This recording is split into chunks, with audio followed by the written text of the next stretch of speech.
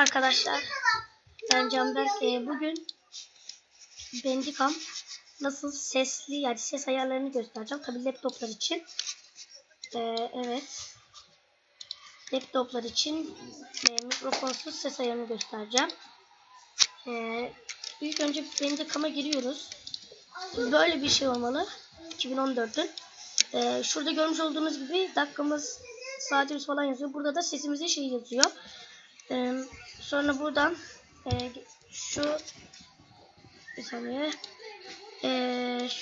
şuraya geliyoruz. Bakalım kim gidecek?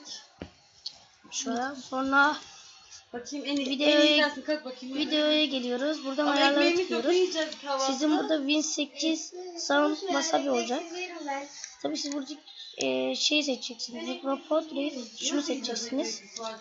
Sonra tamam diyorsunuz. Bu kadar. İşte gördüğünüz gibi bu kadar basit. Tabii bu laptoplar için, bilgisayarlar için değil. Yorumları, kötü şeyler yazmayın, belirtiyorum burada da. Evet, bugünlük bu kadar arkadaşlar. Görüşürüz. Bay bay.